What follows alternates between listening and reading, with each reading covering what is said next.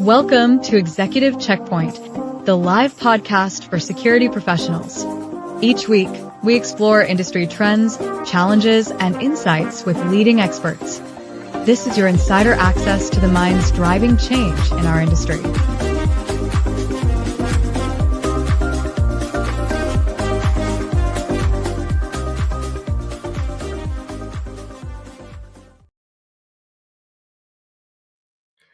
Well, hello and welcome to Executive Checkpoint, where professionals gather insight to navigate the dynamic and ever-evolving world of physical and cybersecurity. I am your host, Tino Urbina, and today we have the privilege of speaking with Lieutenant Colonel retired Oakland McCulloch, distinguished leader and author and keynote speaker with over 4 decades of experience in military and leadership roles. With a decorated 23-year career as a combat armed officer in the U.S. Army. Thank you for your service. Serving in major operations such as Desert Storm, Bosnia and Kosovo, Oakland has translated his real-world leadership into lasting lessons for both military and civilian audiences. Following retirement, he shaped the future of next generation of leaders and senior military as a senior military science former instructor at Stenson University, and later as an author of the book, Your Leadership Legacy, Becoming the Leader You Were Meant to Be, a powerful guide to servant leadership. Today, Oakland will share his journey. We'll get some insights and how he sees the future of leadership from his perspective and as a former military leader. So with that said, Oakland, it's a pleasure to have you, Oak. I guess, to have you in the show. I've been looking forward to this conversation. Glad you're here. Yeah, well, thanks for having me, Tino. I've been looking forward to this since we talked last time. And yeah, I would, anywhere you want to go on leadership, I'm happy to talk about. Well, let's begin a little bit with your beginnings, right? Everybody starts from somewhere. How your career in the military and maybe early on, tell us a little bit about your background. Yeah, so I grew up in a small little farm town in northern Illinois, about 1,200 people, and everybody knew everybody, and I mean everybody knew everybody. As a kid, you couldn't get away with anything because as soon as you do something, they'd call your parents. By the time you got home, they already knew what you did. I can relate to that. Yeah, great place to grow up. I can't say I'd want to live there today, but it was a great place to grow up as a kid. And I played baseball, basketball, football in high school, was captain of my team there, was president and student government president of my class there in high school. Then I went off I knew I wanted to be a leader of some type. And so to me, the leadership in the military was a good fit for me. At least I thought it was, and it turned out to be. And so I went off to the United States Military Academy at West Point. I didn't graduate from there. I came home, ran my father's business for a little while when he got sick, and then finished up at Northern Illinois University in ROTC, where I met my wife. So everything happens for a reason. And then went in the Army for 23 years, had a great career. I wouldn't trade any of it for a minute of it for anything. And my last assignment, I ran an Army ROTC program at the University of South Alabama in Mobile. Love that assignment. I'd still be doing that if they'd left me there. And then retired from the Army 2009. I ran a food bank, a very large food bank, for about 2 years that covered 52 counties along the Gulf Coast of the United States. Covered the whole Gulf Coast of Mississippi, the whole Gulf Coast of Alabama, and about a third of the panhandle of Florida. Then I came here and recruited for Army ROTC for 13 years. Then I wrote my book, and now all I do is keynote speeches and talks and professional development programs for companies that are looking to grow the leadership in their company. I see. It sounds to me that your focus has always been service. So again, thank you for your service. and not only in the military and the armed forces, but also the public service that you're doing to carry on the guidance and future leaders. So that's commendable. Yeah, well, thanks, Dean. I always tell people, look, it was an honor and a privilege to serve the people of this country and to continue to serve. And I really look at it as it is my responsibility. You know, I turned 62 in January, and a lot of my buddies, I live here in Daytona Beach, Florida. I fish. I love to fish. Oh, I love that, Tana. And a lot of my buddies said, "Oak, what are you doing? Why are you flying all over the world talking about leadership? Just retire completely and fish all day." I said, "I can't." I said, right. I look at it as my responsibility to pass on these lessons I've learned over the last 40 plus years of being a leader to this next generation of leaders. It really is our responsibility. Right. You know what? I can really align on that comment simply because the reason that I decided to create this podcast is a passion project, right? Because we need guidance on any level of leadership. But when it comes to security, I think that more and more we need to better equip, our CEOs, our professionals in the industry. I wanted to ask you, early on in your military career, what inspired you that need for service? I know that, it's part of the system, if we want to call it that. But I think that my perspective is that you have this innate need to be of service. And I got kind of curious onto your leadership style, but where does that start for you? Where did that begin from? Yeah, well, it actually started in high school. I had I had my high school history teacher, who I stayed in contact with up until about 18 months ago when he died, Mr. Schindler, Mr. Charles Schindler, great man, great American, who served in Vietnam during his youth. And my high school basketball coach, Coach Terry Niedzwiecki, who I still stay in contact with, they were both servant leaders. They understood that it wasn't just about teaching history or putting together a great basketball team. It was about creating great young men and women, in my history teacher's case, that were going to be good husbands, good wives, good mothers, good fathers, productive members of society. And you could walk into their office anytime or their classroom with whatever problem you had. And they would give you advice. They would help walk you through some options that you had to deal with those problems. And so that kind of started it for me. And then I had some early on as a lieutenant and as a young captain, I had two great leaders, servant leaders who I worked under. And so that kind of just cemented it for me. I mean, from that point on, I understood that servant leadership was the right way to do it. And that was what I did all through my career and continue to do. I still stay in contact with a lot of the young men and women that I had my hand in commissioning over my 16 years of doing that. And I've had my hand in commissioning over 600 lieutenants for the United States Army and for the country. And a lot of them stay in contact with me. And I look at that as now I'm passing that on, what Mr. Schindler and Coach Terry Niedzwiecki did for me. I'm passing that on to the next generation.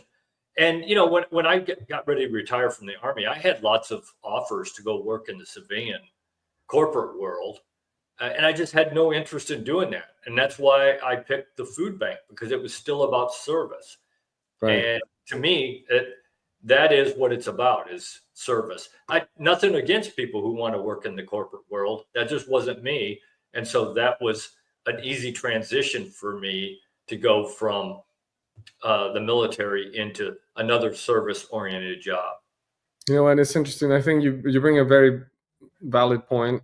First of all, it's proof that they were incredible. Your mentors were incredible servant leaders, and to carry on that baton I see it as some people think of legacy as a selfish act to carry on who you are in the future, but this is the complete opposite, right? Well, I look at the legacy of service. Yeah, absolutely. Look, and obviously legacy means something to me. I titled my book legacy. So I look at legacy as a two-part thing. A very small part of your legacy as a leader is what you actually accomplished as a leader in your organization. Now, results do matter in the real world, so that is important. But that's a very small part. And the reason I say that is because if you tie your legacy to what you accomplished in your organization, when you leave, and you are going to leave at some point, one way or another, when Sure. you leave and the new leader comes in and they change everything, then what's your legacy? So your real legacy, in my opinion, is that next generation of leaders that you help create, who understand that it's about servant leadership. It's not about them. It's about the people and the organization that they have a privilege to lead. And it is a privilege to be the leader. And unfortunately, I think too many leaders today have forgotten that it is a privilege. And you mentioned something interesting, where the mission is important, right? You have to, whether you own a business, you got to make money. I got that. Otherwise, you're not going to be in business. Or in the Army, we always had a saying, mission first, people always. You got to accomplish the mission. I got that. I mean, that's called real life. Execution, how you execute the mission, I think, is the core value that you're bringing in for the service. Service to your people, and as an example, they service everybody else. So no, I think it's wonderful. I was wondering, you've been in combat zones and peacekeeping missions. Was there a point with those experiences and also shape your value and views as a leader?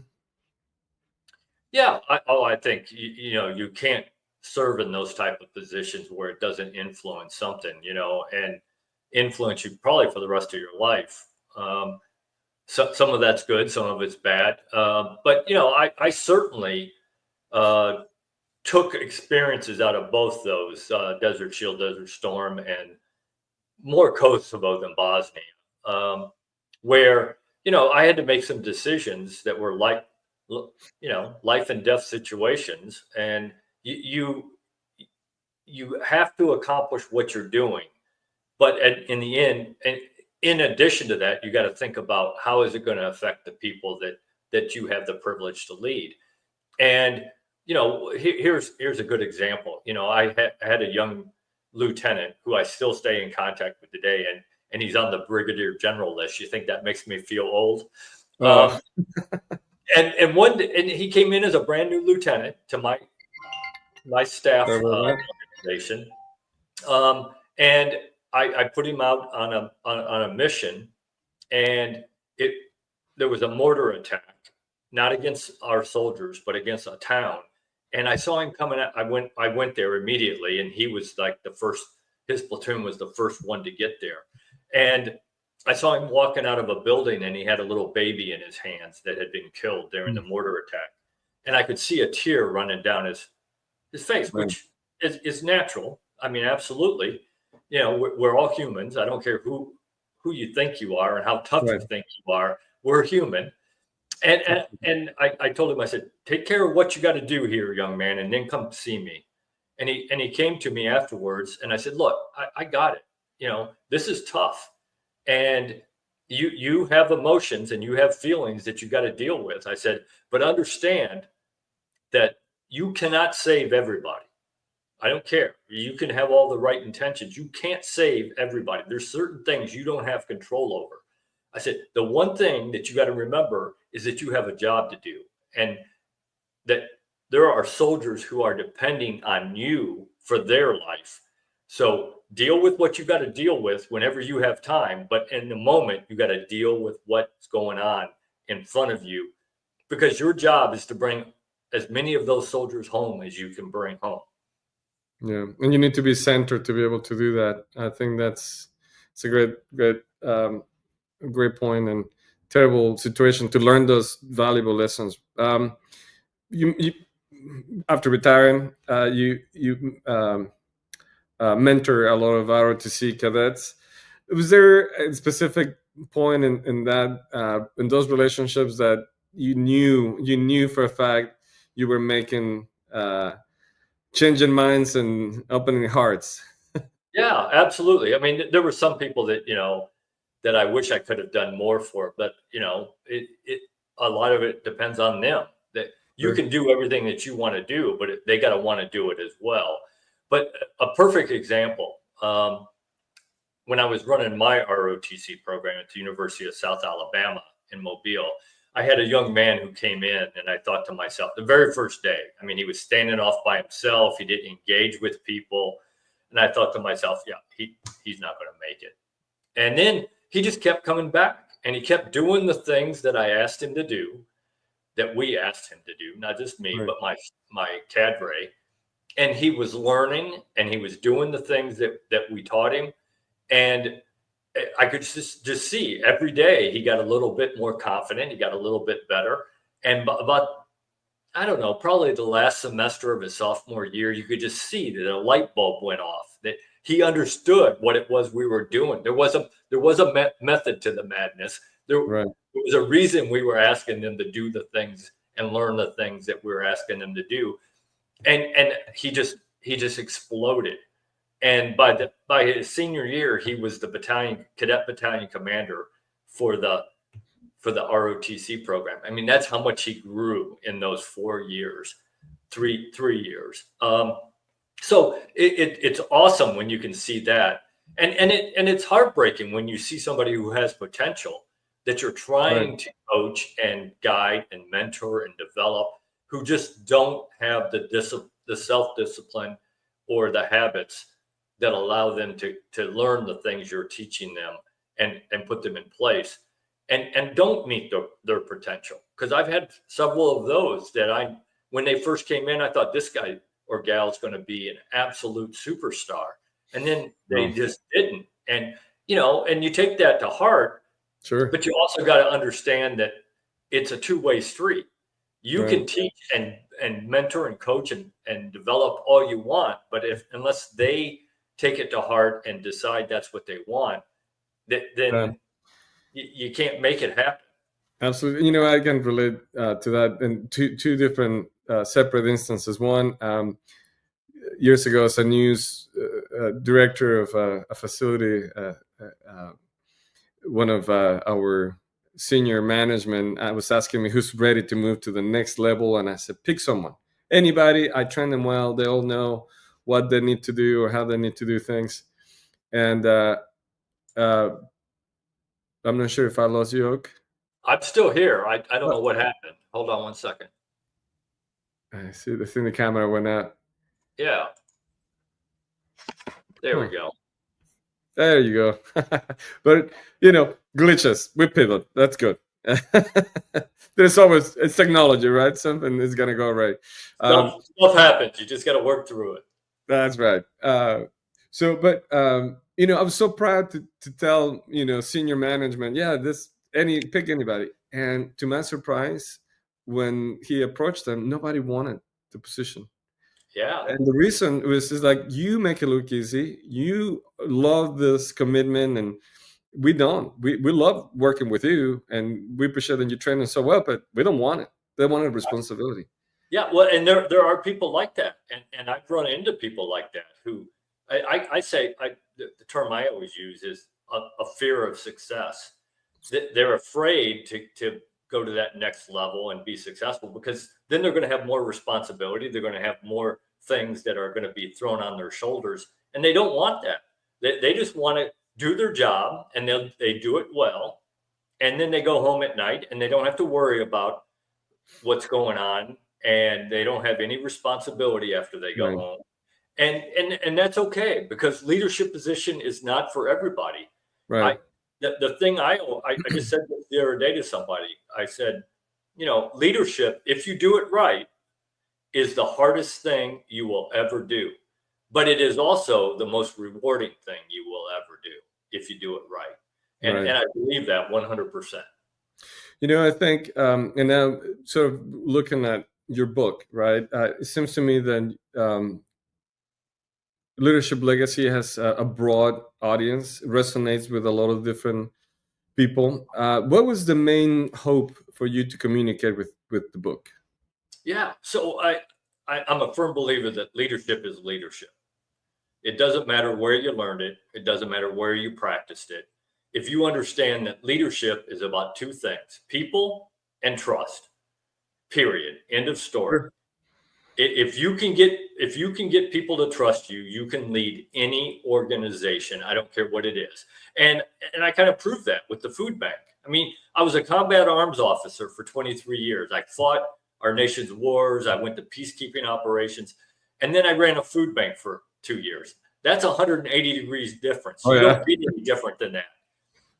And I didn't know anything about a food bank except that it had food in it. I mean, but when I took over that food bank, the day-to-day operations of that food bank, we were handing out 1.2 million pounds of food a year.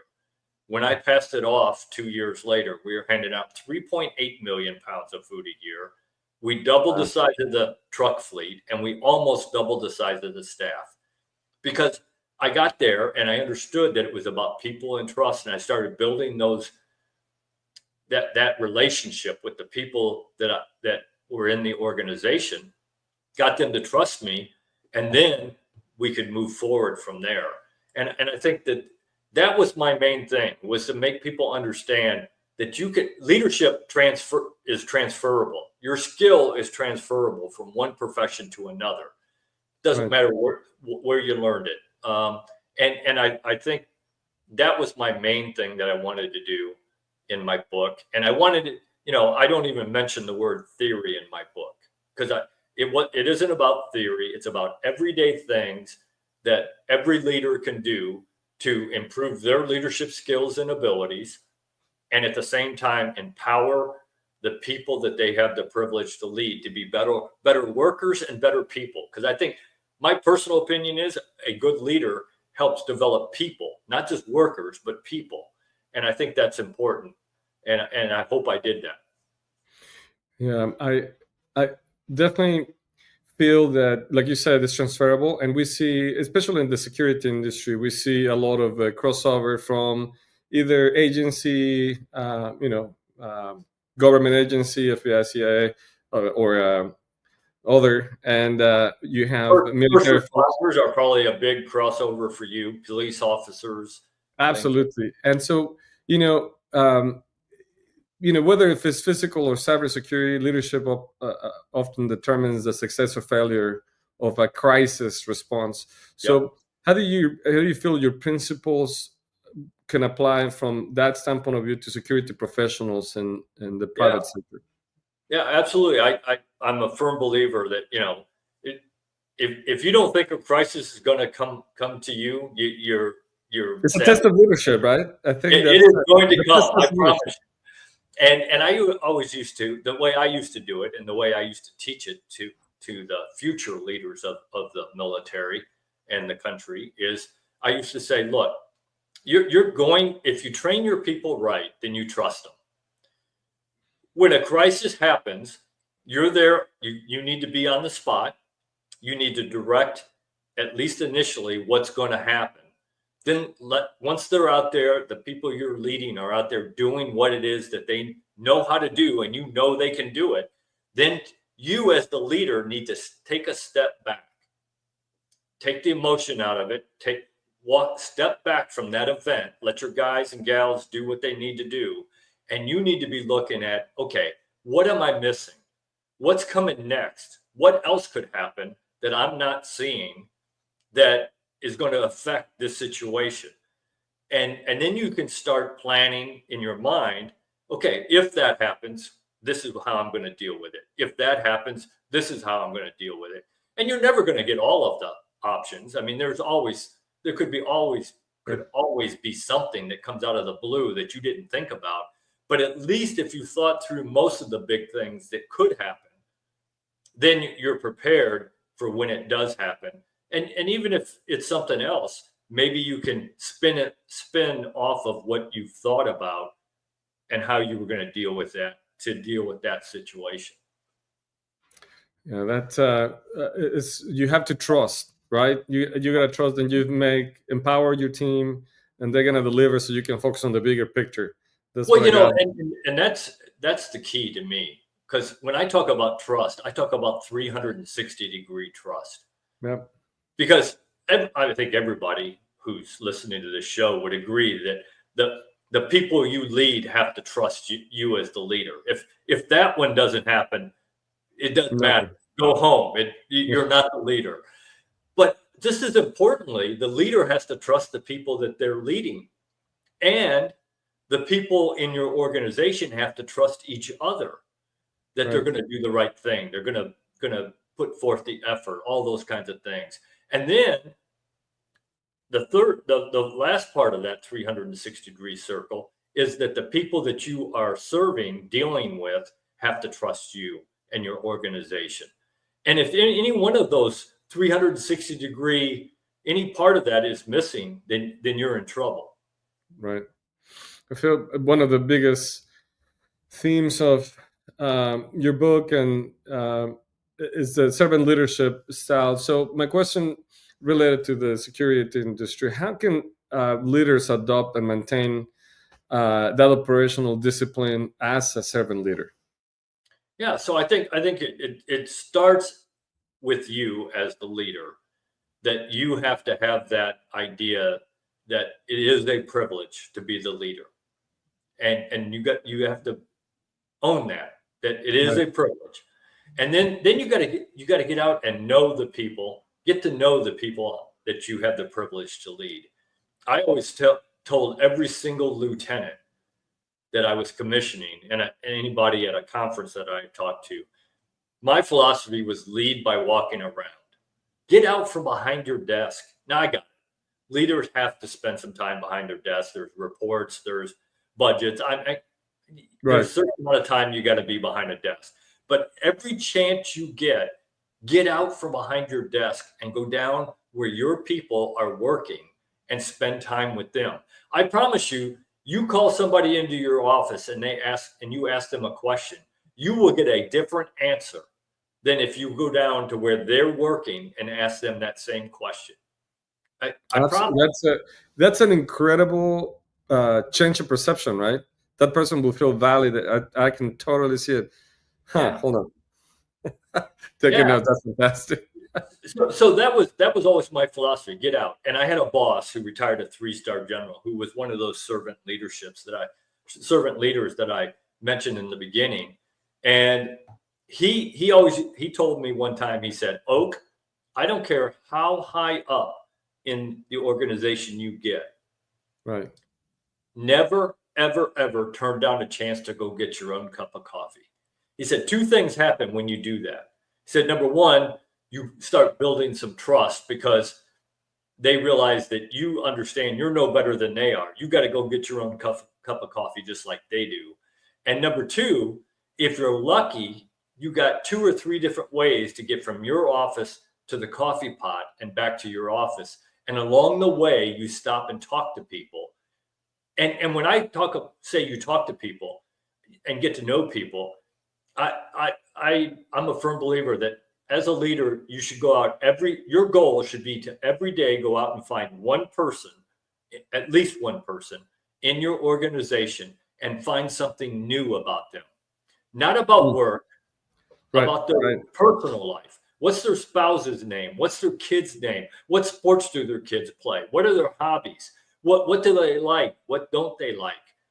And one of the benefits of that, once you get to know the people that you have the privilege to lead, is that then you can understand when you're handing out projects and missions and jobs, you can understand who would probably be the better one to do that job.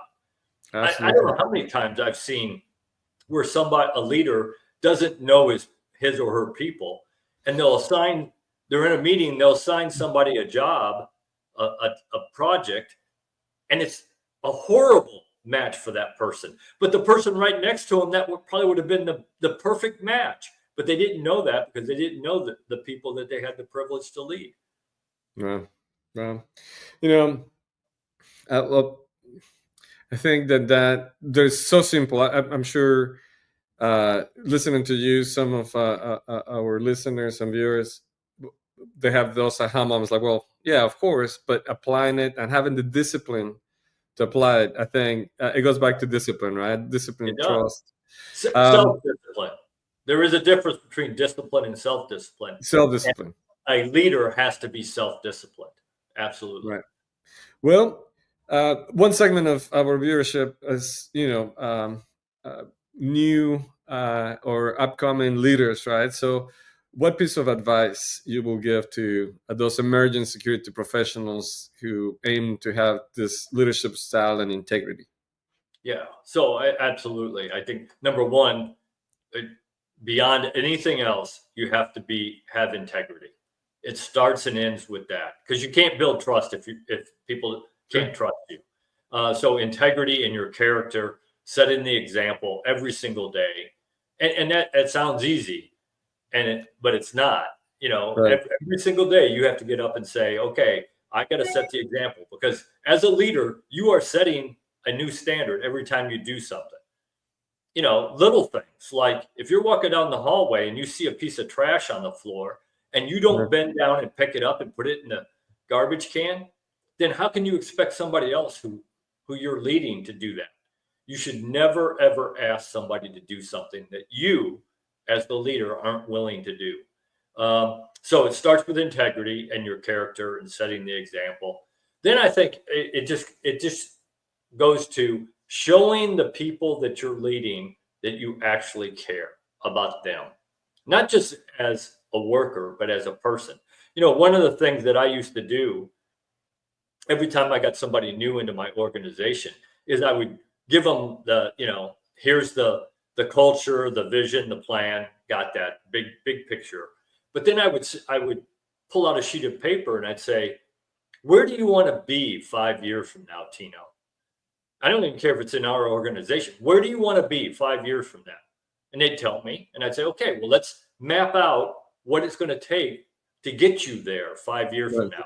What training do I need to get you to? What positions do I need to have you do? What, down the list. And we'd write it out. And I'd give them a copy of it, and I'd have a copy of it. And then every quarter, when I would counsel them, I would pull that sheet out and I'd say, okay, let's see where we are. What have we done to help get you where you want to be 5 years from now? Okay, we've done that. We still need to work on this one. I got to get you to this training or in this position or whatever. And you could just see that they understood that I actually cared about them as a person, not just as an employee. Right. I think partially is negotiating ego, right, and confidence. You got to tone those to be a good servant leader. Oh, absolutely. This has been an incredible. We all have an ego. Yeah. Oh, yeah. Anybody who tells you they don't have an ego is lying to you, okay, and themselves, because we all have an ego, and we want people to have an ego. Absolutely. That's what drives people to be successful. That's what drives them to be the best at what they do. But a good leader understands when to put that ego aside. And I learned that as a lieutenant. My first platoon, I was a 24-year-old lieutenant. I walk into my first platoon, and my platoon sergeant grabs me by the shoulder and he says, "Sir, grab an MRE. Let's go have lunch underneath this tree."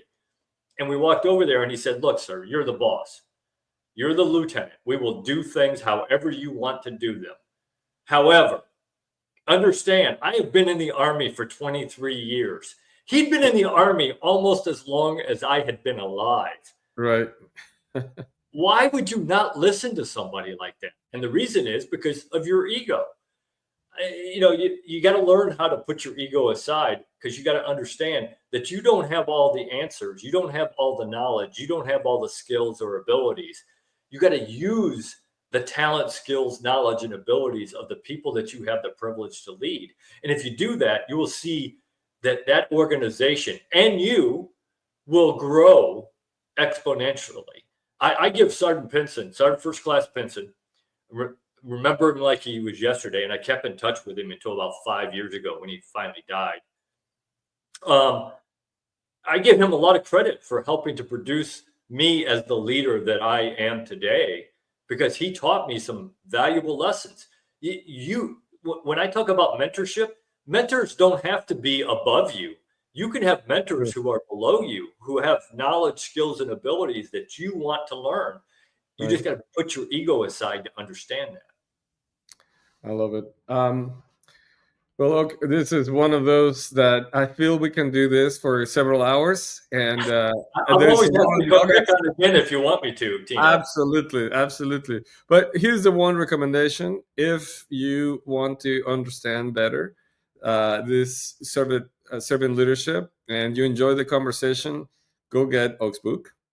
Yeah. I think that's a good start. We'll put a link. You can help us with that, Oak, and if someone wants to reach out from the corporate side to maybe have a deeper dive in a corporation, how can they find you? How can they reach you? What's the easiest way? Yeah, so I have a website, oakmcculloch.com. And on there, it has all my social media that are on, and we connected over LinkedIn. That's where I do most of my connections, although I am on all the other, YouTube and whatever else, all the social media. And there's a link that you can connect with me there. It also has my cell phone number and my email address. And if you are looking to have somebody come speak at an event that you have, whether it's a conference or a training event that you want, or if you just want to reach out, I also do professional development training for organizations and companies. Or if you just want to reach out and connect and see where the possibilities lead, I'm always happy. I never turn down a chance to hop on a Zoom call with somebody I connect with, because in my opinion, it's about connection. Again, it's about people. Right. And I love to connect with people. And if somewhere down the road you could help me or I could help you, then good for us. But if never that happens, then at least we have a connection and we might be able to help each other in a small way. I can give you some advice or you can give me some advice. So absolutely, I would love to connect with anybody in your organization, in your network who would like to connect.